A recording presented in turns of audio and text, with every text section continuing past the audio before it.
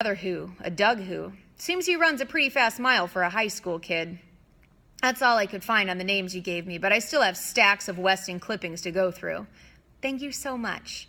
The doorbell rang. The party was about to begin. Chapter 10, The Long Party. I hope we're not too early. Grace Windsor Wexler always arrived at parties fashionably late, but not tonight. She didn't want to miss a thing or a clue or wait around in her apartment with a murderer on the loose. I don't think you've met my husband, Dr. Wexler. Call me Jake. Hello, Jake, Judge Ford said. A firm handshake, laugh lines around his eyes. He needed a sense of humor with that social climbing wife. What a lovely living room, so practically furnished, Grace commented. Our apartments are identical in layout, but mine looks so different. You must come see what I've done with it. I'm a decorator, you know. 3 bedrooms do seem rather spacious for a single woman.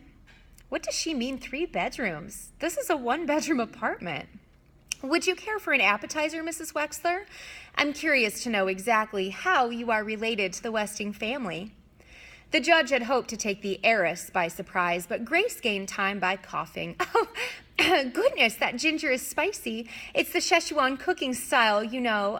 How am I related? Let's see. Uncle Sam was my father's oldest brother. Or was he the youngest brother of my father's father? Excuse me, I have to greet my other guests. The judge left the prattling pretender. Father's brother or father's father's brother. If the relationship was on the paternal side, her maiden name would be Westing. The party went on and on. No one dared to be first to leave. Safety in numbers, especially with the judge there. So the guests ate and drank and jabbered, and they watched the other guests eat and drink and jabber. No one laughed. I guess murder isn't very funny, Jake Wexler said. Neither is money, Mr. Who replied glumly. Deciding that his wife had found the perfect partner, the podiatrist moved on to the 2 women standing in silence at the front window. Cheer up, Angie Pie. You'll see your Denton soon enough. His daughter twisted out of his embrace. Are you all right, Angela? I'm fine. She was not fine. Why did they ask about Denton all the time, as though she was nobody without him? Oh, it wasn't just that. It wasn't even the humiliation of her mother chiding her about the twin costume in front of everybody and sending her back to their apartment to change clothes. It was more than that. It was everything. Jake turned to Madam Who. Hi there, partner. She doesn't speak English, Dad, Angela said flatly. And she never will, Angela, if no one talks to her. Snow, said Madam Who. Jake followed her pointing finger. That's right, snow. Lots and lots of snow. Snow, trees, road, Lake Michigan. China, said Madam Who. China? Sure, why not? Jake replied. China. Angela left the chatting couple. Why couldn't she have made some sort of friendly gesture? Because she might do the wrong thing and annoy her mother. Angela, the obedient daughter, did only what her mother told her to do. Hello, Angela. One of these tidbits might cheer you up. Judge Ford held the tray before her. I hear you'll be getting married soon. Some people have all the luck, Sidel Pulaski said, appearing from nowhere to lean over the tray to spear a cube of pork. Of course, not all of us women have opted for marriage, right, Judge Ford? Some of us prefer the professional life, though I must say, if a handsome young doctor like Denton Deere proposed to me, I just might change my mind. Too bad he doesn't happen to be twins. Excuse me. The judge moved away. I'm not having any luck at all, Angela, Sidel whined. If only your mother hadn't made you change clothes, someone surely would have mentioned twin. It's much harder to judge reactions when I have to bring the subject up myself. You shouldn't let your mother boss you around like that. You're a grown woman about to be married. Excuse me. Angela moved away. Yes, thank you, I would like a refill, Sidel said to nobody and hobbled to the bar. Something non-alcoholic, please. Doctor's orders. Make it a double. Twins. Twins? What was she talking about? Theo wondered, staring at the black and white checkered costume. 2 ginger ales for the chessboard, coming right up. Hidden among her guests, the judge studied the two people standing off in the corner, the only pair in Sunset Towers who were not Westing heirs. George Theodorakis placed his hand on the shoulder of his invalid son, a large, bronze, hard-working hand, like Theo's. Theo resembled him in many ways. Tall, wide shoulders, slim-waisted, the same thick, straight black hair, but age had chiseled the father's face into sharper planes. His troubled eyes stared across the room at Angela. Catherine Theodorakis, a slight, careworn woman, gazed down on her younger son with tired, dark-circled eyes. From his wheelchair, Chris watched legs. Other than the funny lady with the shorthand notes, the only limpers were his brother Theo, Turtle had kicked him again, and Mrs. Wexler, who stood on one leg rubbing her stockinged foot against her calf.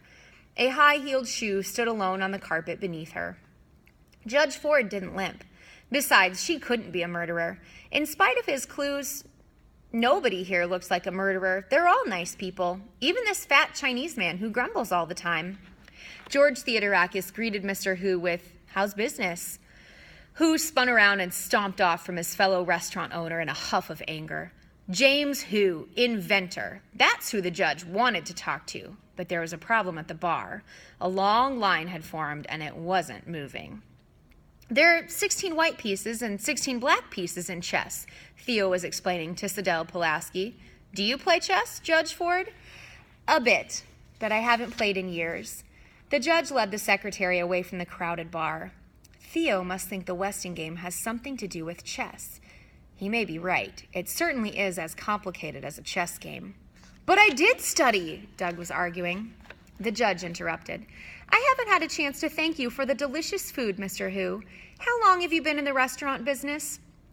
"Running up and down stairs is not studying," Hu said. Sidel Pulaski butted in. "Father and son, you look more like twins." "You're equal partners with that Theodorakis kid," Hu continued. "Why didn't you insist on holding the meeting at our restaurant instead of that greasy coffee shop?" "Because some people don't like chow mein for breakfast," Sidel Pulaski replied. "There you are, dear." Grace patted a stray wisp of Angela's hair into place. "We must do something about your coiffure. I'll make an appointment for you with my hairdresser once the snow is cleared. Long hair is too youthful for a woman about to be married.